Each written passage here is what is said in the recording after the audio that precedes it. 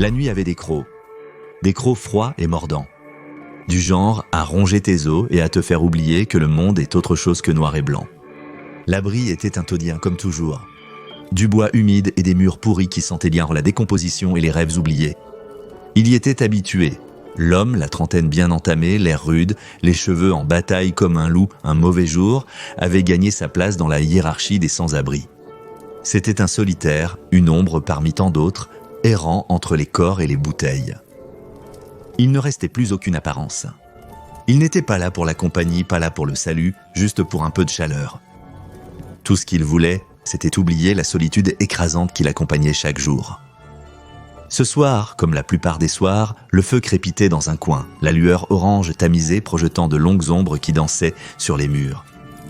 Les autres s'étaient rassemblés autour du feu, blottis pour se réchauffer, partageant des cigarettes ou des histoires de jours meilleurs. C'est alors qu'elle est apparue. Elle était plus jeune, la trentaine tout au plus, mais il y avait dans ses yeux une lassitude qui laissait penser qu'elle avait vécu des choses qui l'avaient fait vieillir trop vite. Elle a surgi de l'obscurité, s'approchant de lui, mais il ne l'a pas remarqué tout de suite. Il ne s'en souciait pas vraiment. Il ne se souciait pas beaucoup des autres. Et « T'as du feu ?» demanda-t-elle, sa voix rauque et éraillée. Il ne répondit pas et lui lança simplement son briquet. Elle l'attrapa en plein vol d'un geste fluide, nonchalamment. Elle alluma une cigarette, inspira profondément et la lui tendit sans un mot. Pendant un instant, aucun d'eux ne dit un mot. Le feu crépitait et le vent hurlait dehors. Ils fixaient tous les deux les flammes, chacun perdu dans ses pensées, le silence pesant entre eux. Puis elle se pencha en avant. Il était incertain de ce qui venait de se produire. En un instant, elle était passée d'être à ses côtés à presser ses lèvres contre les siennes. Un baiser. C'était si rapide qu'on s'en rendait à peine compte au début. Mais ce n'était pas qu'un simple baiser. C'était une montée de chaleur, une décharge électrique qui la frappait en plein cœur. C'était un baiser comme nul autre qu'il avait connu. C'était dur, brutal et durable. C'était urgent, comme si elle avait besoin de lui. Ou peut-être qu'il avait besoin de quelque chose d'elle. Sa bouche picotait, son corps se raidissait, tous ses nerfs en éveil, pourtant quelque chose clochait. Il ressentait une pression, comme si quelque chose d'étranger le traversait, quelque chose qui n'avait pas sa place. Une oppression au fond de sa gorge, comme si quelque chose bougeait en lui, le tirait de l'intérieur. Et puis, aussi vite que cela avait commencé, c'était terminé. Elle se détacha, le laissant essoufflé et étourdi. Elle ne dit rien, elle le fixa simplement un instant, ses yeux impénétrables, avant de se retourner et de s'enfoncer dans l'obscurité. L'air portait encore son odeur de fumée, de sueur et d'une senteur plus intense. Il tenta d'ignorer cette sensation, l'attribuant au froid et à l'étrangeté coutumière de sa vie. Juste une autre connexion passagère, une autre lueur de quelque chose qui s'éteindrait comme tout le reste dans sa vie. C'était bien là le problème. Le lendemain matin, il s'est réveillé avec une sensation étrange qui persistait. Il avait mal à la tête comme si un train de marchandises lui était passé dessus. Il essaya de se redresser, mais le monde se mit à tourner, étourdissant et désorientant. Il avait la bouche sèche, comme s'il n'avait pas bu depuis des jours. Mais il y avait quelque chose d'étrange en plus. Le goût était métallique, amer, et il y avait une sensation persistante au fond de sa gorge, comme si quelque chose y était resté. Il se leva et sortit en titubant de l'abri, plissant les yeux contre la lumière du matin. Il se rappelait à peine de la veille, l'incendie, les gens, elle. Il repoussa tout cela. Juste un mauvais rêve, se dit-il. Au cours de la journée, un changement s'amorça. Ses mains le démangeaient, ses doigts tressautaient à chaque fois que quelqu'un passait. Il avait besoin de quelque chose, juste un contact. Peu importe qui, quelqu'un, n'importe qui. La première fois que cela arriva, il toucha le bras d'un inconnu en passant et son estomac se noua d'un besoin soudain. Non seulement la chaleur physique et de la peau, mais aussi quelque chose d'autre. Il ne le comprenait pas, mais le sentiment le rongeait inexorablement. Il en voulait plus de cette connexion, plus de ce qu'il y avait dans ce baiser. C'était idiot, jamais il ne s'était préoccupé de cela avant. Le contact physique avait toujours été quelque chose qu'il évitait, le faisant se sentir piégé. Mais maintenant, il n'arrivait plus à se débarrasser de ce désir. Et puis la désorientation l'a frappé. Son corps a commencé à réagir bizarrement. Il ne parvenait pas à garder son équilibre, perdait le fil de ses actions, se laissant aller, pris dans l'instant, inconscient de l'endroit où il se trouvait et de comment il y était arrivé. Parfois, il fixait un sandwich à moitié mangé, ne se rappelant plus comment il l'avait obtenu. La confusion empirait. Son corps lui semblait étrange, comme s'il n'était plus tout à fait dedans, comme s'il était tiré dans différentes directions. Il ne pouvait l'expliquer, mais il sentait que ce n'était pas qu'une gueule de bois. Quelque chose avait changé en lui, quelque chose s'était déplacé, et tout ce à quoi il pouvait penser, c'était à elle. La femme aux yeux étranges, le baiser qui avait semblé si étrange et pourtant si familier. Il ne pouvait pas l'expliquer, mais chaque fois qu'il y pensait, cette étrange attirance revenait. Le désir. Il devait la retrouver pour comprendre ce qui s'était passé. Les jours se confondaient. Il errait dans la ville à sa recherche. Il avait besoin d'elle, elle était différente, elle était faite pour lui. Il en était certain, sans l'ombre d'un doute. Il s'est mis à poser des questions d'un air décontracté au début, comme si ça n'importait pas, mais c'était important. « Vous avez vu une femme grande, un peu sauvage, aux cheveux foncés ?» Les gens l'ignoraient ou haussèrent les épaules, donnant des réponses vagues qui ne l'aidèrent pas du tout. Un soir, une voix dans son dos l'arracha à ses pensées. « Tu cherches quelqu'un ?» Il se retourna brusquement. Un homme, grisonnant, mal rasé, le regard lointain, le fixa d'un regard curieux, presque amusé. « Ouais, tu l'as vue ? Elle était ici. » Il fit un geste vague, comme pour clarifier les choses. L'homme plissa les yeux vers lui, puis secoua lentement la tête.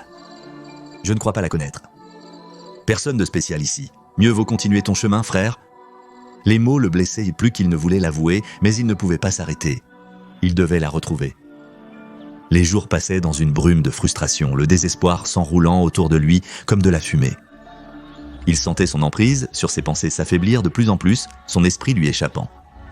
Les souvenirs, certains n'étaient même pas les siens. Un éclair d'un homme en costume le regardant avec pitié. Une femme riant doucement, effleurant sa main de ses doigts. Était-ce réel ? Non, ce n'était pas possible. Vraiment ? Puis les voix sont arrivées. D'abord des chuchotements, comme le vent passant par des fissures.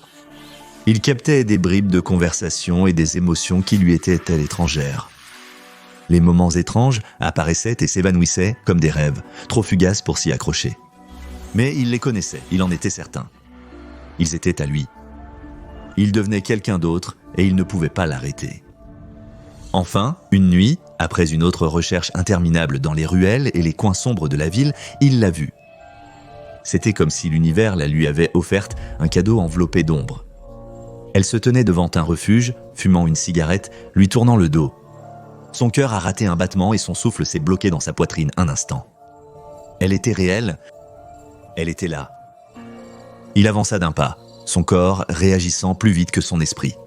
« Et » appela-t-il, la voix brisée par l'urgence. Elle se retourna, croisant brièvement son regard. Ses yeux étaient vides. Aucune reconnaissance, aucune étincelle, seulement de l'indifférence. « Je vous connais ?» demanda-t-elle d'une voix plate, détachée.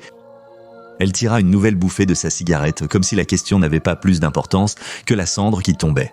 « Je suis le type, celui de l'incendie, balbutia-t-il en s'approchant. Vous vous souvenez ? Il n'arrivait pas à sortir les mots assez vite. Son visage ne changea pas. Elle expira la fumée, la laissant s'enrouler dans l'air froid entre eux. Non, je ne crois pas. Son estomac se noua. Il s'avança d'un pas, tentant de réduire la distance entre eux. Mais tu dois le faire, tu m'as embrassé. Elle recula, le visage dur. Je ne te connais pas, éloigne-toi. Sa voix froide me blessa plus que l'air nocturne. Il cligna des yeux, tentant de saisir ses propos. Les mots étaient dénués de sens, c'était impossible autrement.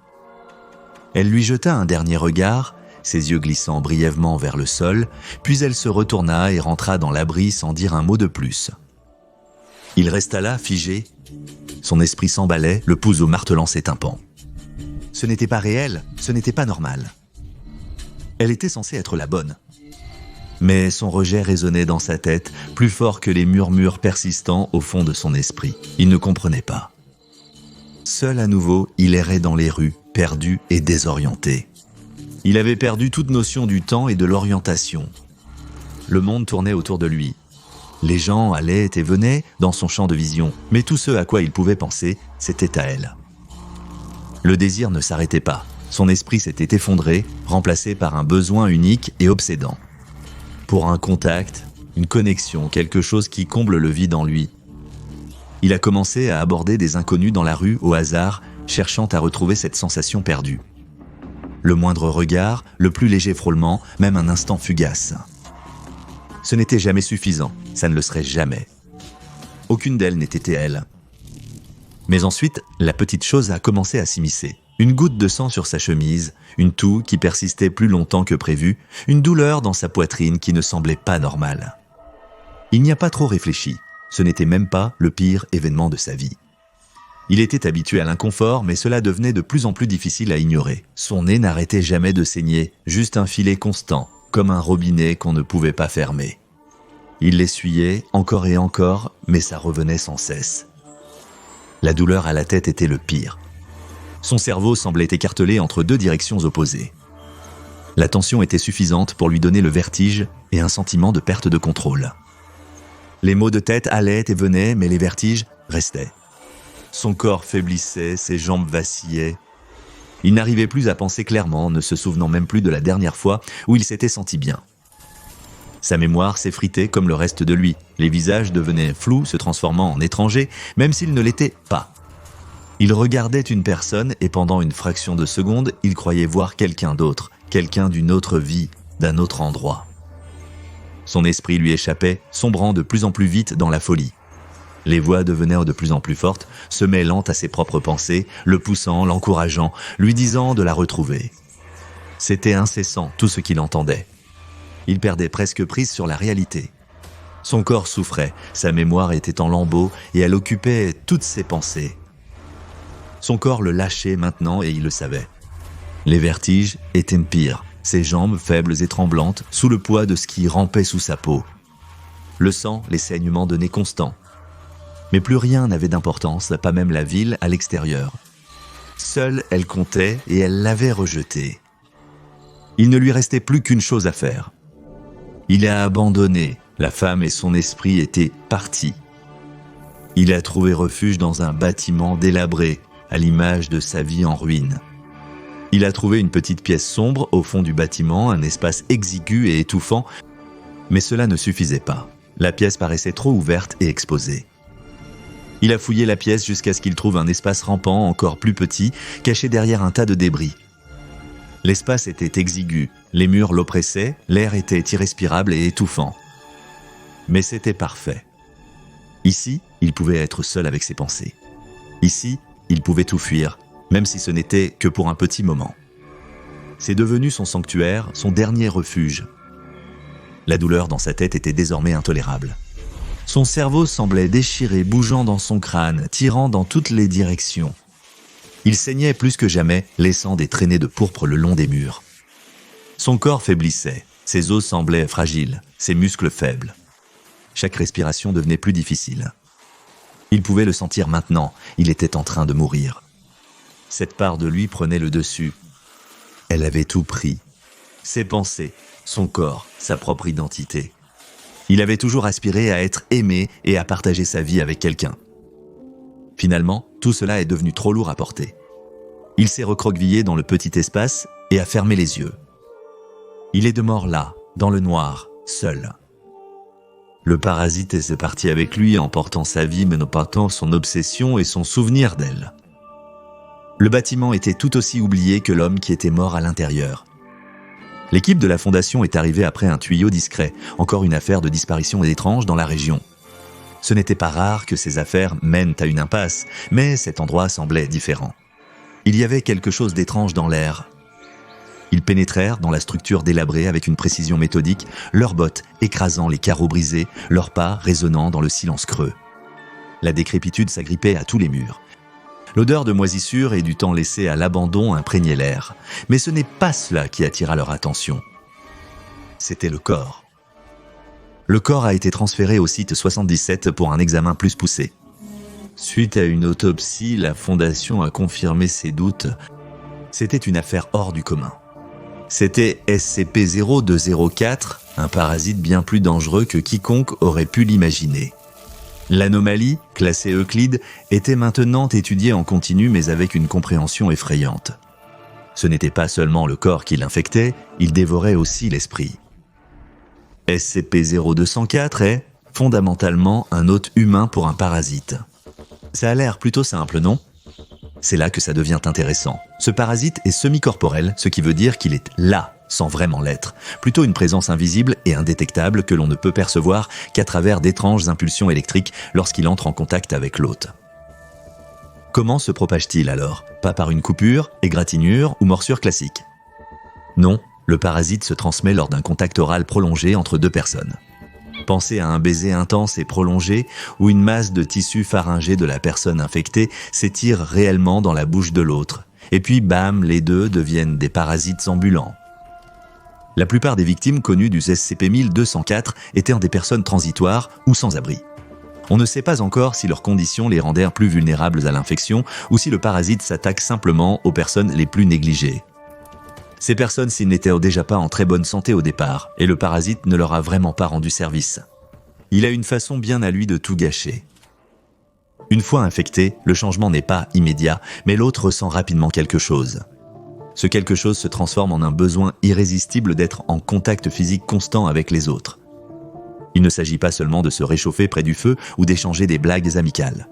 C'est une faim profonde et tenace de contact, de connexion, et elle ne peut pas être apaisée.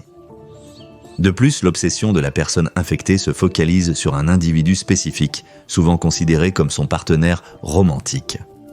Ce n'est même pas une forme d'amour saine, c'est dévorant, parasitaire et complètement incontrôlable. La personne infectée fera tout ce qu'il faut pour se rapprocher de cette personne, la toucher, devenir elle. Tout le reste devient secondaire et parfois même sans importance.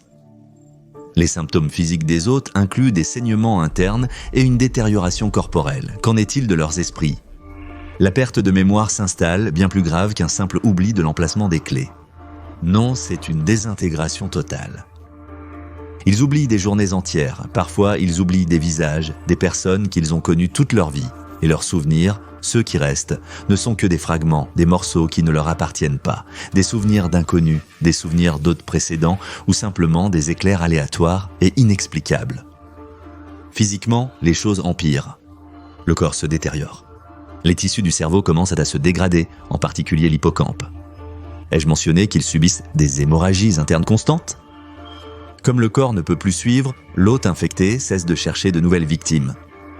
Ils vont se cacher généralement dans un endroit petit et isolé, comme un vide sanitaire ou un autre recoin étroit et étouffant du monde. Et c'est là qu'ils meurent, seuls, décomposés et oubliés. Ce n'est pas joli, et c'est la fin.